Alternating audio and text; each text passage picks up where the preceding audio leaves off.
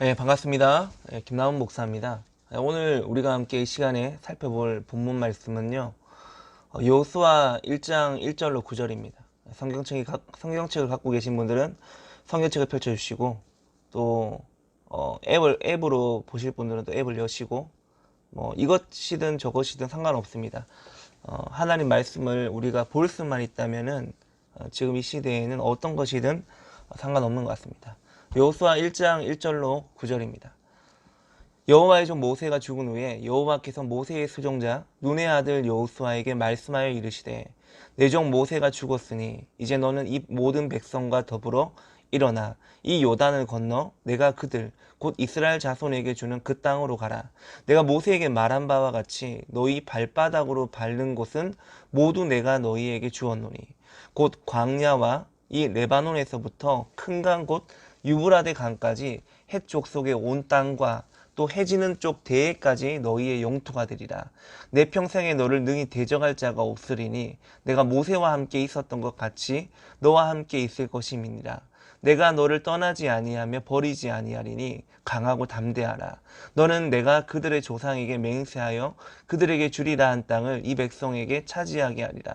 오직 강하고 극히 담대하여 나의 종 모세가 내게 명령한 그 율법을 다 지켜 행하고 우로나 좌로나 치우치지 말라. 그리하면 어디로 가든지 형통하리니 이 율법책을 내 입에서 떠나지 말게 하며 주야로 그것을 묵상하여 그 안에 기록된 대로 다 지켜 행하라. 그리하면 내 길이 평탄하게 될 것이며 내가 형통하리라. 내가 내게 명령한 것이 아니냐. 강하고 담대하라. 두려워하지 말며 놀라지 말라. 네가 어디로 가든지 내 하나님 여호와가 너와 함께 하느니라 하시니라. 아멘. 여러분 2018년도에 나온 책 중에서 가짜 뉴스 시대의 살아남기라는 책이 있습니다. 가짜 뉴스 시대의 살아남기. 30년 넘게 언론계에 종사한 분이요, 이런 책을 쓰셨거든요. 여러분 이 책의 제목을 보면 알 수 있듯이 우리는 지금요 이 가짜 뉴스 시대에 살아가고 있다는 것을 알 수가 있습니다. 여러분 인터넷에서 조금만 검색해봐도요 이 가짜 뉴스라는 단어가 많이 등장하죠. 최근에 어제 또 이슈가 되었던 분이 있는데, 그분도 그 전에 이제 가짜 뉴스를 뭐 엄벌하겠다 이런 이야기를 했는데 사실 그게 진짜 뉴스로 드러났습니다. 예. 아무튼 여러분 그런 가짜 뉴스라는 단어가 언론에 굉장히 많이 등장하는 것을 보면 지금 우리가 살고 있는 시대에 전해지고 있는 뉴스들 중에서는 진짜와 가짜를 구분하는 것이 정말 중요하다라는 것을 우리가 알 수가 있는 겁니다. 또 이 조사도 2018년도에 있었는데요. 어떤 조사냐면은 영국 옥스퍼드 대학교 연구소에서 37개 나라를 대상으로 뉴스 신뢰도 조사를 해보니까 우리나라 언론이 조사 대상 37개 나라 중에서 37위가 됐습니다. 다시 말하면 꼴찌를 했다는 거죠. 근데 여러분 놀랄 일은 그 다음에 나온 내용입니다. 뭐라고 하냐면은 우리나라가 3년 연속 꼴찌를 했답니다. 아주 충격적인 이야기죠. 여러분 우리나라의 언론의 신뢰도가 그만큼 낮다는 말이고, 다시 말하면 이 말은 우리나라 언론에 있는 많은 뉴스들 중에서 가짜 뉴스가 많다는 뜻입니다. 여러분 몇 주 전에요, 한 몇 주 전에 제가 기억하기로는 3월 초쯤이었던 것 같은데 2020년 3월 초쯤에 이런 기사가 나온 적이 있습니다. 결국에는 그 기사가 나왔는데 그 기사를 이제 삭제를 했거든요. 삭제를 했는데 이 기사 내용을 제가 좀 읽어드리겠습니다. 결국 기사 자체를 삭제한 이 언론사는 어떤 언급이나 사과도 없었다. 최근 코로나19 보도를 둘러싼 국내 언론의 기사 삭제가 잇따르고 있다. 오보에 이은 사과와 정정 보도 또한 열거하기 벅찰 정도다. 왜 이러나를 넘어 정말 이래도 될까를 근심해야 할 지경이다. 이런 기사가 나왔어요. 여러분 이 오보라는 말은 어떤 사실이나 사건을 잘못 알렸다는 말이잖아요. 그렇죠? 그런데 여러분 우리가 알듯이 언론사의 생명이 무엇입니까? 빨리 띄우는 것이 아니라 정확하게 띄우는 것입니다. 그 사건에 대해서 객관적으로 정확한 사실을 보도하는 것이 언론의 생명인데, 이 코로나 사태 때 올라와 있던 많은 기사들 중에서 오보가 많았고, 근데 그 오보에 대해서 사과와 또 정정 보도가 없었다는 겁니다. 슬그머니 그냥 기사만 내려버리는 거예요. 3월 초에요. 방송통신심의위원회에서 언론계를 향해 코로나19에 대해 보도할 때 신속성보다는 정확성에 신경 써달라는 말을 한 적이 있습니다. 방송통신심의위원회에서. 자, 이런 말을 하는 이유가 뭡니까? 정확하지 않은 기사들이 자주 나오기 때문이에요. 어느 방송국 뉴스에 교육부에서 신종 코로나를 천재지변으로 판단해서 학교 수업 일수 단축을 전격적으로 허용했다는 기사가 나온 적이 있는데, 이 기사가 나온 뒤에 교육부에서 해명 자료를 내면서 이런 말을 했습니다. 뭐라고 했냐면, 교육부가 신종 코로나를 천재지변으로 판단한 적이 없으며 해당 기사는 기자의 개인적인 판단이다 라는 해명 자료를 냈습니다. 자, 이 말은 교육부에서 천재지변이라는 단어를 사용한 적이 없는데 어느 기자가 자기 생각을 집어넣어서 기사화했다는 겁니다. 또 몇 주 전에 또 다른 뉴스에서는 마스크 사려고 대기줄에 서 있다가 빨리 달라고 하던 70대가 쓰러져 사망했다는 그런 기사가 난 적이 있습니다. 그런데 몇 시간 후에 사실이 아니라고 하면서 정정 보도가 나올 때 그 방송국에서 이런 말을 했습니다. 당시 현장에 출동했던 구조대원이 심정지 상태인 김 씨를 병원에 이송했다고 발언함에 따라 사망 상태로 이해하고 기사를 작성한 것입니다. 이 구조대원이요, 쓰러진 사람이 사망했다는 말 안 했는데 심정지 상태에서 심폐소생술을 하면 깨어나는 사람들이 많다는 것은 여러분 알고 있을 텐데 왜 이 기자가 사망했다는 말을 덧붙였을까요? 믿어지지 않는 이야기지만요, 전화 한 통만 해도 사실관계를 확인할 수가 있는데 그 정도의 수고도 하지 않고 기사를 내는 경우들이 있다는 겁니다. 여러분, 지금 우리 교회 같은 경우에도 그날 부활주일날 2부 예배 참석 인원을 정확하게 우리는 146명이라고 보고를 했습니다. 그런데 어떤 언론사에서는 부활절 예배를 500여 명 참석했다. 검사 받아야 될 대상이 500여 명이다. 이런 가짜 뉴스를 보내고 또 부활절 예배를 통해서 128번 확진자가 발생했다라는 그런 식의 기사를 작성해서 얼마나 교회를 어렵게 만들었습니까? 여러분, 그런 가짜 뉴스들, 그 개연성, 이제 확진자가 발생한 개연성이 지금에서 다 드러났는데 그 당시에 기자들이 그런 식으로 기사를 보도한다는 겁니다.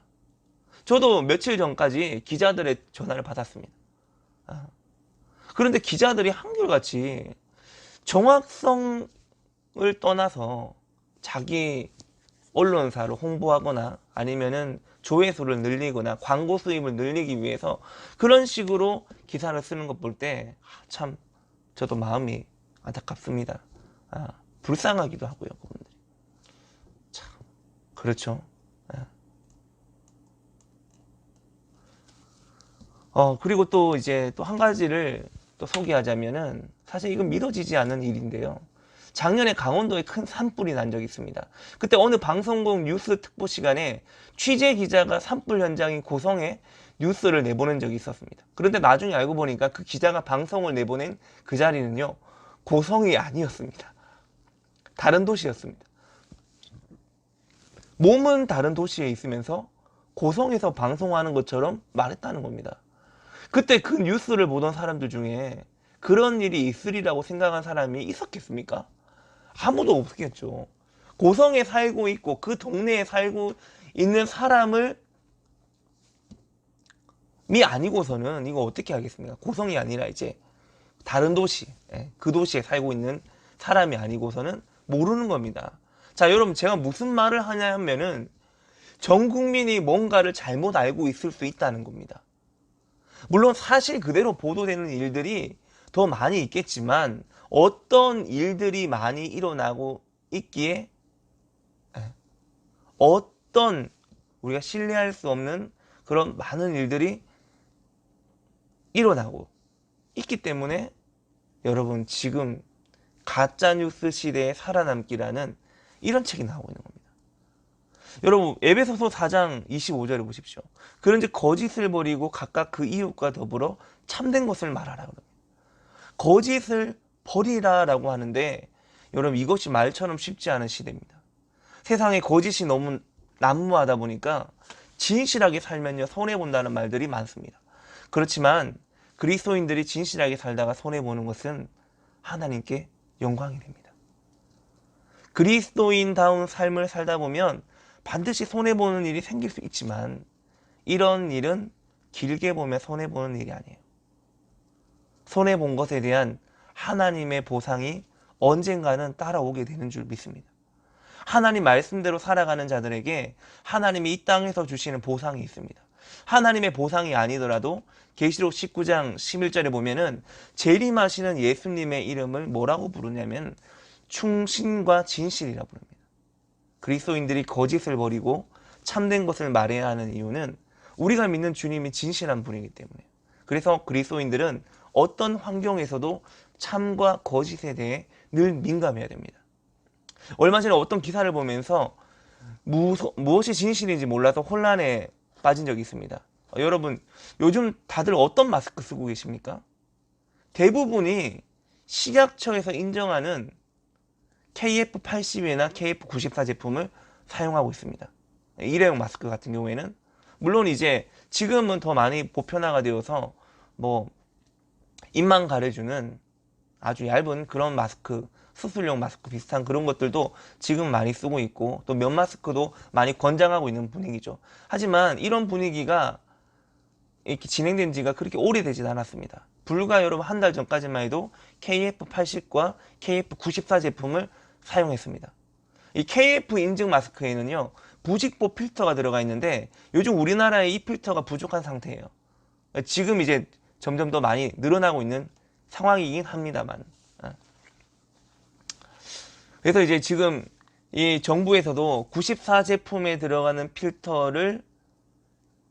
필터보다도 30% 적게 들어가는 이 KF80 제품의 생산을 늘려달라고 요청하고 있고 이제 신문을 보신 분들은 아시겠지만 다음 주부터 이제 1인당 한 주에 3매씩 구매할 수 있도록 바꾸겠다라고 이제 총리님께서 보도를 하셨죠. 자, 그런데 제가 얼마 전에, 이거 얼마 전이라고 하기보다는 한 2달 전에 어떤 기사를 보니까요.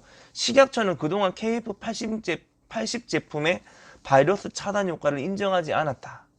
또 심지어 감기 예방이나 전염성 호흡기 질환 차단이 있다고 홍보했던 KF80 제품을 허위 과대 광고로 적발한 적도 있습니다. 그런데 지금 와가지고 94 제품이 부족해서 그런지 80 제품을 적극 권장하고 있고 지금 약국에 가면은 대부분이 80입니다. 그 순간에는 저도 갈등이 되는 거예요. 분명히 식약처에서 적발하고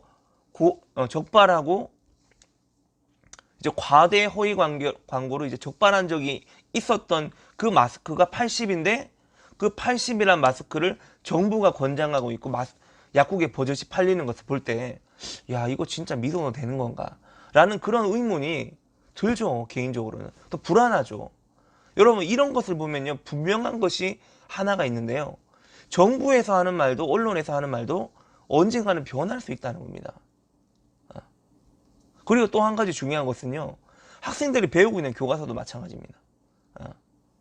초등교과서 오류, 실제는 100권 넘는다. 이런 기사가 나온 적이 있어요. 고등학교 과학교과서의 진화 관련 오류들이라는 기사가 나온 적도 있어요. 여러분, 여러분들 중에서 좀 이제 나이 또래가 저보다 좀 나이가 많거나 이런 분들은 알 수 있습니다. 지금 여러분 초등학교 교과서 보십시오. 중고등학교 교과서 보십시오. 특히 여러분 과학 교과서 보십시오. 바뀐 게 너무 많아요. 네. 제가 어릴 때 배웠던 인류의 시조, 뭐 트랄로피테쿠스, 여러분 제 설교를 들을 때 좀 참고하실 부분이 뭐냐면 제가 혀가 짧은 것이 아니라 비염이 있어서 발음이 약간 새는 부분이 있다는 것, 그거 좀 이해해 주시기 바랍니다. 아무튼 여러분, 이 과학이라는 책이 사실 과학적이어야 되잖아요. 그런데 지금 돌아보면 과학적이지가 않아요. 우리는 이 과학적이라는 이 단어가 아주 객관적이고 또 신빙성 있게 이렇게 받아들여 왔는데, 제가 어릴 때 배웠던 그 내용하고 지금이 배우는 내용은 다른 것이 많습니다. 다시 말하면 과학도 틀릴 때가 있다는 겁니다. 과학 교과서 오류, 중2 쌍둥이 형제가 찾았다, 이런 기사도 있습니다. 여러분 검색해 보세요. 그동안 그 책으로 가르친 수많은 과학 선생님들도 몰랐는데 어느 날 중학교 2학년 쌍둥이 형제가 과학책에 실린 오류를 발견했다고 교육과학기술부, 교과기부, 뭐 아무튼 교육과학기술부에 발표한 적이 있습니다. 이렇게 과학적인 사실이라고 믿었던 것들도 어느 날 보니까 잘못된 정보였다는 것이 수없이 밝혀지고 있습니다. 그렇다면 고등학교 과학교과서에 나오는 진화론과 관련된 것에 오류가 있다면, 사람이 원숭이에서 진화되었다는 진화론의 핵심 주장도 오류일 수 있다는 생각도 해봐야 되겠죠. 온 국민을 속였던 가짜뉴스가 드러났듯이 온 세상을 속이고 있는 진화론도 가짜라는 것이 밝혀지는 날이 오게 됩니다. 어느 시대나 참과 거짓의 싸움이 있고 정치, 경제, 사회, 문화 어느 분야에서든지 이런 싸움은 계속 일어나고 있어요. 그런데 참과 거짓의 싸움이 가장 치열하게 일어나고 있는 곳이 어딘지 아세요? 교회입니다. 여러분, 교회 안에도요, 구약시대 때부터 가짜뉴스가 많이 나왔습니다.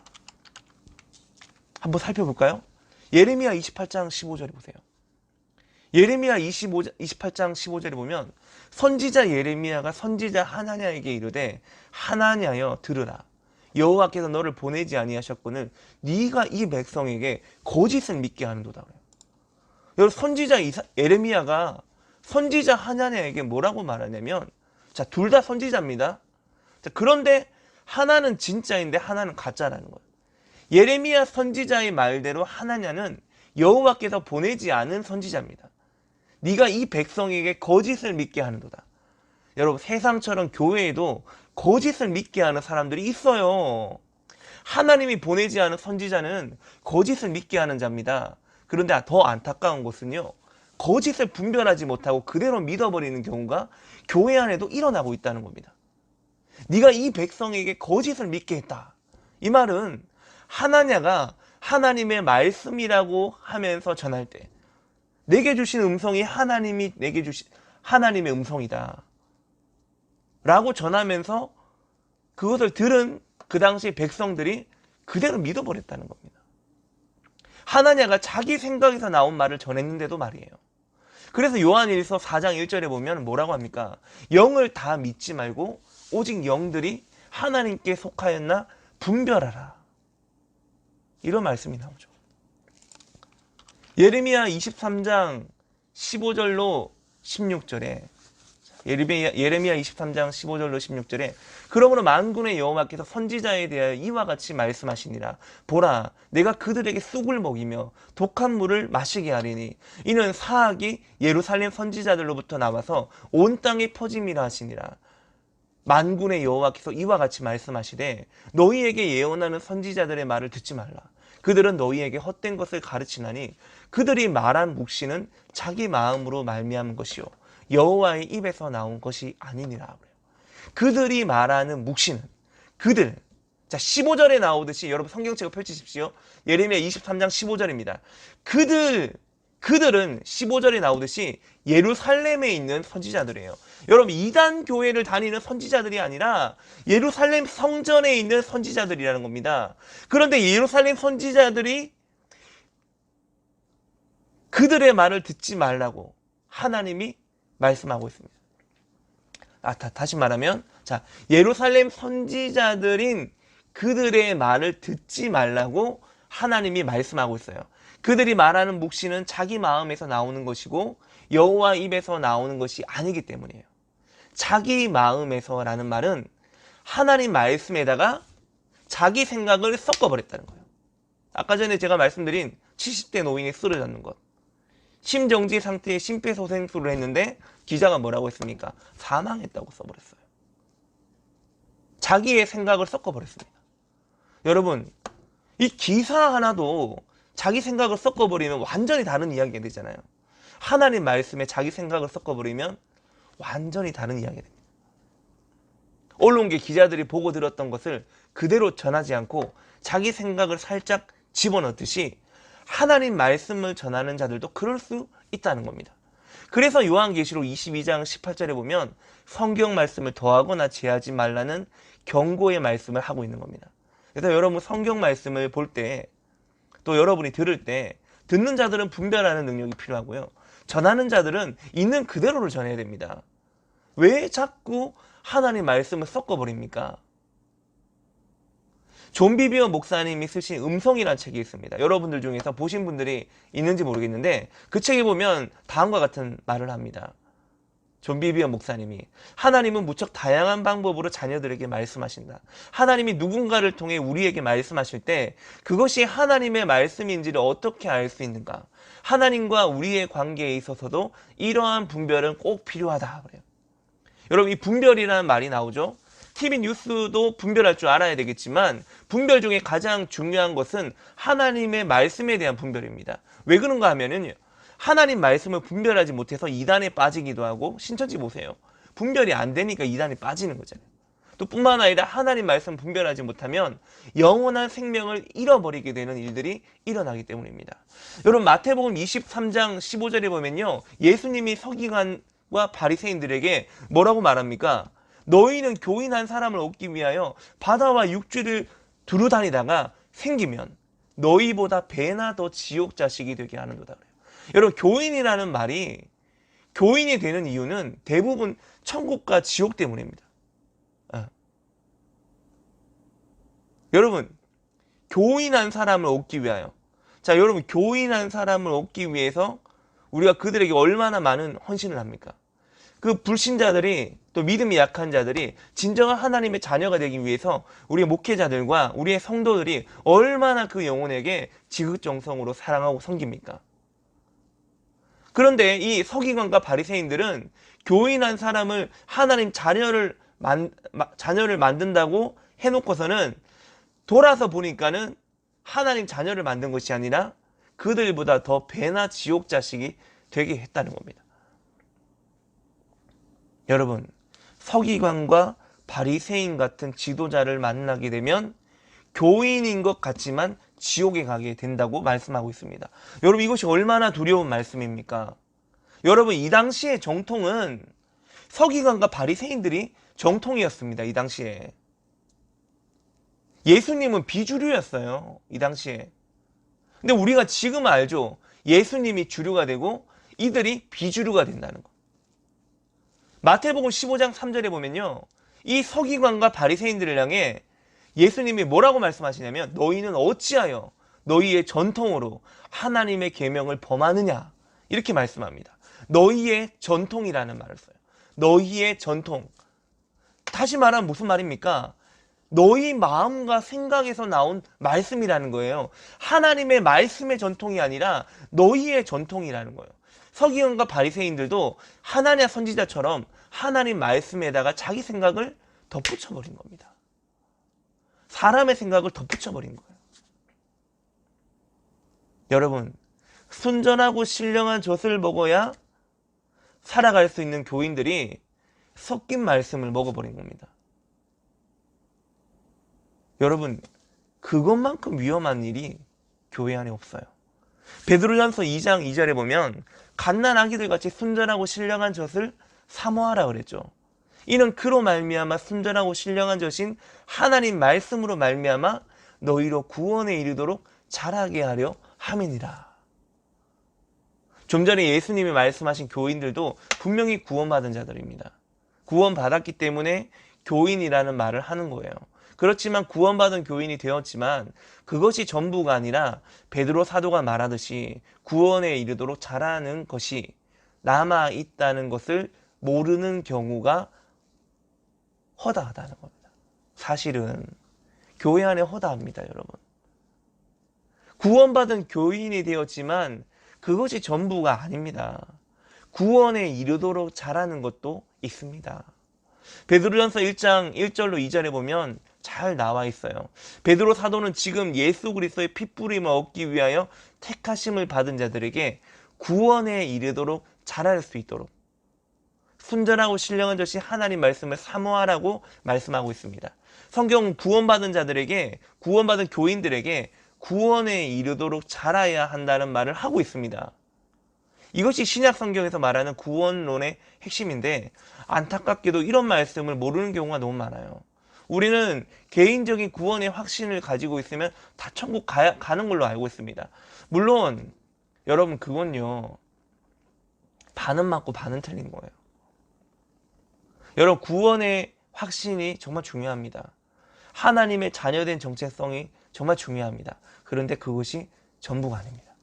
하나님의 말씀은 우리로 하여금 구원에 이르도록 자라야 된다라는 것을 분명히 말씀하고 있습니다. 여러분 존비 위엄 목사님 말대로 하나님은 성경만이 아니라 다양한 방법으로 말씀하시기 때문에 그런 음성들을 분별하는 것만큼 중요한 것은 없습니다.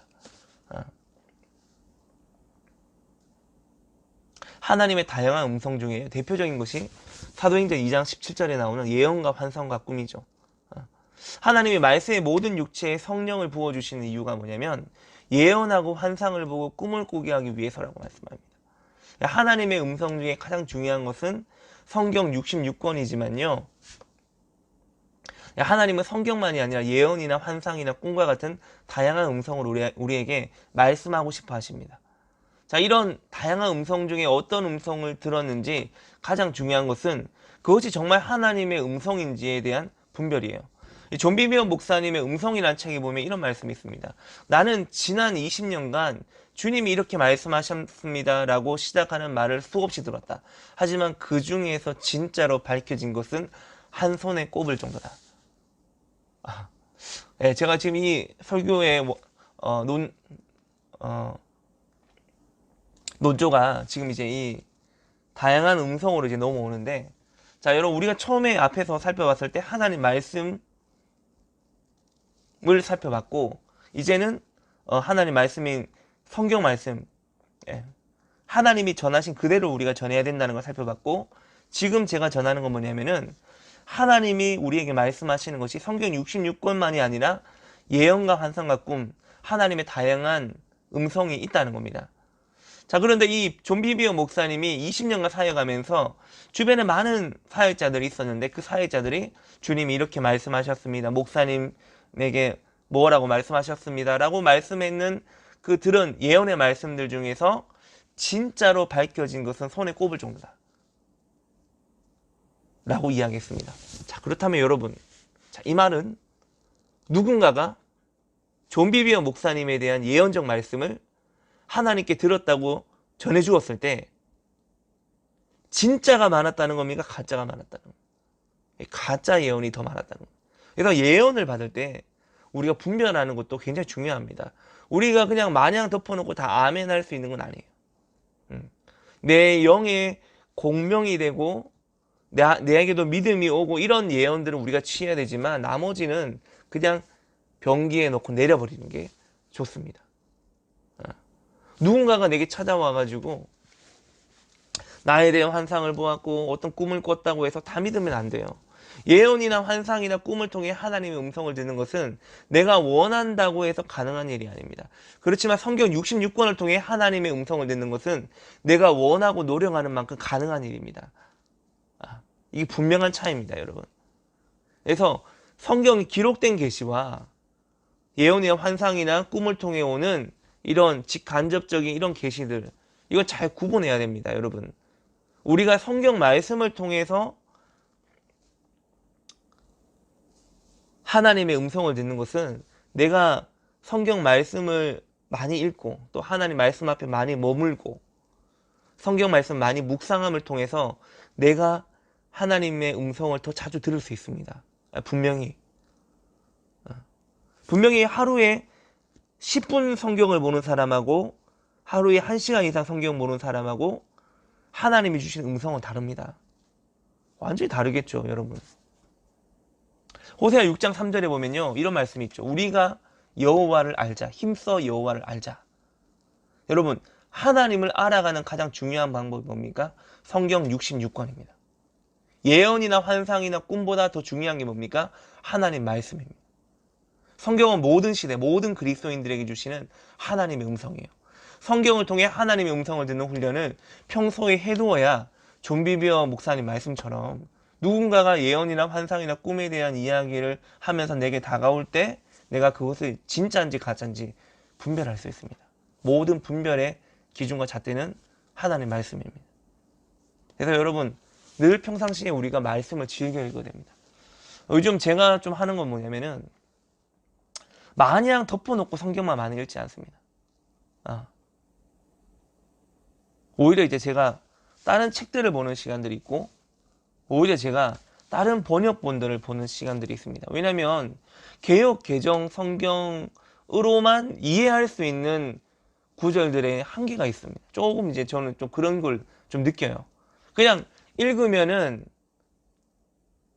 전부 다는 아닙니다. 이게 제가 그렇게 또 보면 또 교활해 보이기 때문에. 근데 제가 주로 이제 열심히 읽었던 책들이 신약 성경이거든요. 마태복음부터 요한계시록까지 책들을 제가 주로 많이 읽었고, 또 구약에는 또 뭐 전부 다 많이 읽은 건 아닙니다. 구약도 되게 전체적으로는 여러 번 읽어봤지만 주로 제가 팠던 부분은 이제 모세오경, 뭐 역사서, 예언서, 뭐 물론 이제 열심히 보긴 봤죠. 근데 많이 부족합니다. 지금도 많이 부족하고.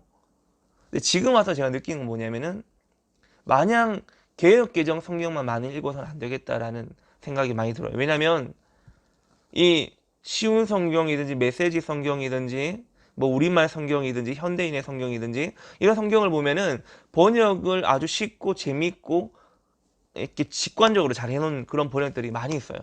그래서 내가 이 말씀이었구나 라고 깨닫는 그런 부분들이 많이 있습니다. 그래서 아무튼 여러분, 우리가 어떻게든지 성경 말씀을 가까이 하는 것이 복이 됩니다. 믿습니까?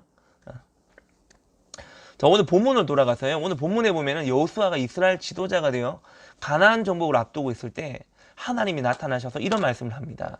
여호수아 1장 1절로 2절입니다. 여호와의 종 모세가 죽은 후에 여호와께서 모세의 수종자 눈의 아들 여호수아에게 말씀하여 이르시되 내 종 모세가 죽었으니 이제 너는 이 모든 백성과 더불어 일어나 이 요단을 건너 내가 그들 곧 이스라엘 자손에게 주는 그 땅으로 가라. 이 모세의 뒤를 이어 이스라엘 지도자가 된 여호수아의 사명이 뭐냐면 2절에 나오듯이 요단강을 건너 하나님이 주신 땅 가나안에 들어가는 거예요. 다시 말하면 가나안 정복을 위해 전쟁을 하는 겁니다. 자, 모세 밑에서 오랜 세월 동안 훈련받은 여호수아였지만요. 그리고 그동안 수많은 전쟁에서 승리한 경험도 있겠죠. 전투력도 있겠고. 그랬던 그가 한 나라의 지도자가 되어 이제 전쟁에 나갈 것을 생각하니까 마음이 편하지 않은 거예요. 이전에는 모세라는 지도자가 있었습니다. 그 지도자의 그늘에 숨어서, 물론 이제 그 전에 할 때는 여호수아가 이제 지도력을 발휘해서 이제 전쟁도 했죠. 하지만 총책임자는 모세잖아요. 근데 이제 그 지도권이 이제 여호수아에게 넘어왔어요. 불안한 거죠, 마음이. 편하지 않죠. 그래서 하나님이 뭐라고 하냐면은 강하고 담대하라 라는 말씀을 3번이나 반복하고 있는 겁니다. 그리고 이 말씀과 함께 어떻게 하면 전쟁에서 승리할 수 있는지의 방법을 가르쳐 주고 있습니다. 우리 좀 내려가서 여호수아 1장 8절로 9절 말씀 보겠습니다. 이 율법책을 내 입에서 떠나지 말게 하며 주야로 그것을 묵상하여 그 안에 기록된 대로 다 지켜 행하라. 그리하면 내 길이 평탄하게 될 것이며 네가 형통하리라. 내가 내게 명령한 것이 아니냐. 강하고 담대하라. 두려워하지 말며 놀라지 말라. 네가 어디로 가든지 내 하나님 여호와가 너와 함께 하느니라 하시니라. 네가 어디로 가든지 너와 함께 하겠다는 말. 네가 어떤 일을 만나든지, 즉 전쟁을 만나든지 전염병을 만나든지 함께 해주겠다는 겁니다. 여러분, 의인을 보호하시는 하나님께서 어디로 가든지 간에 의인된 우리와 함께 해주시겠다는 겁니다. 여러분, 우리는 하나님 안에 의로운 자입니다. 그죠? 하나님의 자녀입니다. 그죠? 그리스도의 의가 내 안에 있습니다. 고린도후서 5장 21절인가요? 거기 보면은 우리가 의가 되었다 하잖아요. 예수님을 믿음으로 말미암아 우리가 의가 되었다. 우리가 하나님의 의로움 안에 있습니다. 이전 것은 지나갔으니 보라 새 것이 되었어요. 하나님은 의로운 우리를 보호해 주십니다. 그것이 바로 시편 말씀에 나와 있는 거예요. 자, 그런데 이것을 위해서 여호수아가 해야 할 일이 한 가지가 있습니다. 8절에 뭐라고 합니까? 이 율법책을, 다시 말하면 이 성경책을 주야로 묵상하며 그 안에 기록된 것을 지켜 행하라. 그리하면 네 길이 형통하고 평탄하리라. 평탄하고 형통하리라. 자, 이 말을 뒤집어 보면요, 그리하지 않으면 아무리 모세의 후계자인 여호수아라 할지라도 이 율법책을 묵상하지 않고 지키지 않고 행하지 않는다면 앞으로 가는 길이 평탄할 수 없다는 겁니다. 이 말은 전쟁에 승리할 수 없다는 말이에요. 여러분, 오늘 본문을 통해서 하나님 우리에게 말씀하시는 것이 무엇이냐? 이스라엘이 가나안 전쟁에서 승리할 수 있었던 원동력이 뭡니까?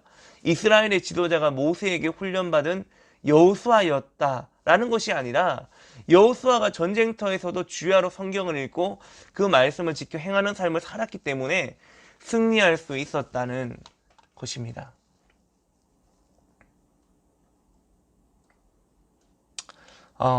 이제 여러분, 제가 오늘 설교를 준비한 이유는 뭐냐면요, 여러분, 우리가 이런 순간이라 할지라도 국정이 혼란스럽고 코로나로 인해서 생명의 위협이 있고 또 불안하기도 하고, 또 우리 많은 믿는 자들은 사실 마음이 편하지 않습니다, 지금. 여러분, 이런 상황 가운데 여러분, 하나님이 함께하는 사람이 있습니다. 어떤 사람입니까? 율법을 주야로 묵상하는 자, 그리고 허탄한 데 뜻을 두지 아니하고 하나님의 말씀을 지키고 순종하기 원하는 자, 그런 자들을 하나님이 지금도 지켜주시고 함께하고 있다는 겁니다. 여러분, 시간이 되실 때 시편 91편 말씀 한번 묵상해 보십시오. 저는 그 말씀 보고 굉장히 많은 위로를 얻었습니다. 또 하실 수 있다면은 베드로전서 4장 12절로 나오는 그 아래에 있는 모든 말씀들 한번 읽어보십시오. 여러분, 우리가 지금 사실은 많은 신학자와 많은 목사님들이 우리가 살고 있는 이 시대를 말세지말이라고 표현합니다. 이 말세지말이라는 표현은 지금 최근에 나온 이야기가 아니라 오래전부터 이야기했던 거예요. 여러분, 이 말세지말을 살아가는 우리 많은 성도들에게 정말 필요한 것이 무엇이냐면 하나님을 온전히 붙잡는 것입니다. 온전히 붙잡는 것입니다. 하나님 말씀을 묵상하고 그 말씀을 그대로 지켜내기 위해서 우리가 힘을 쏟고, 물론 우리가 힘을 쏟는다고 해서 하나님 말씀을 다 지킬 수 있는 건 아니겠지만, 우리가 어쨌든 그 하나님 말씀을 내 삶의 중심에 두고 그 말씀대로 살아가기 위해서 힘쓰고 노력하는 것, 하나님 앞에 정직히 행하는 것, 그것이 중요합니다. 아주 중요하고, 하나님은 그런 자를 지금 찾고 계시고 그런 자와 함께 하시고 그런 자를 지켜주신다는 겁니다. 여러분, 다들 어디 있든지 간에 하나님이 주시는 평강과 평안의 은혜가 여러분 삶 가운데 충만할 수 있기를 간절히 축원합니다.